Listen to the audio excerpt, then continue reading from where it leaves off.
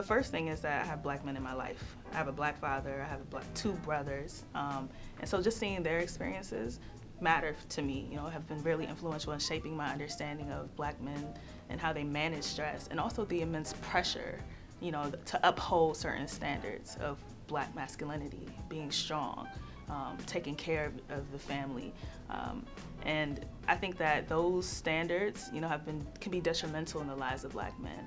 And another piece is that I watch a lot of media. I'm a media scholar, and I've seen through music, when you listen to a lot of hip hop music, hip hop has become an avenue for people to express themselves in ways that they can't, in other spaces. And I hear the pain that a lot of black male artists discuss in their music, about depression, about anxiety, and seeing even popular media figures, dying by suicide has definitely contributed to this level of urgency around addressing the needs and well-being of black men. And so I think a combination of seeing my own family, my friends, hearing music has kind of really influenced my level of urgency, really, around supporting the well-being of black men.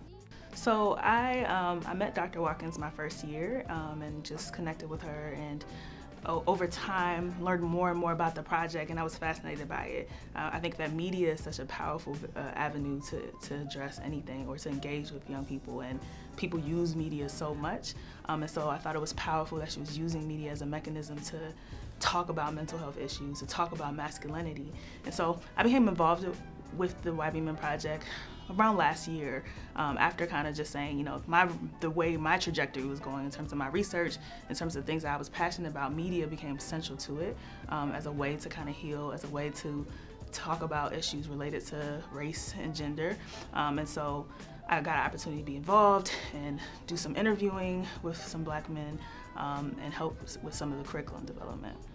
I think that when we think about manhood, particularly around black manhood, again, there's this narrative of strength. There's this narrative of unnatural strength to an extent, right? Like that regardless of what you overcome or what you deal with, no matter what the social stressors are in your life, you have to maintain this level of strength. There's a lot of pressure of what it means to be a man.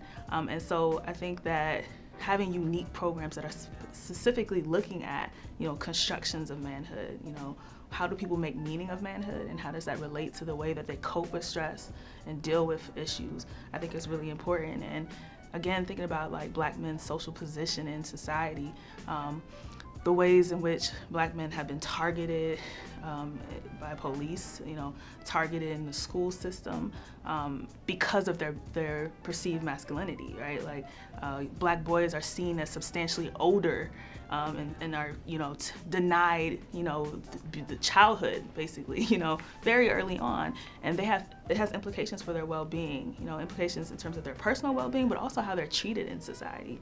And so I think that manhood plays a substantial role in the well-being of black men. And without looking at that piece, it's hard to design any interventions or any programming that would be able to support the well-being of black men. No, I think the only thing I would say would be that everybody plays a role in the well-being of black men.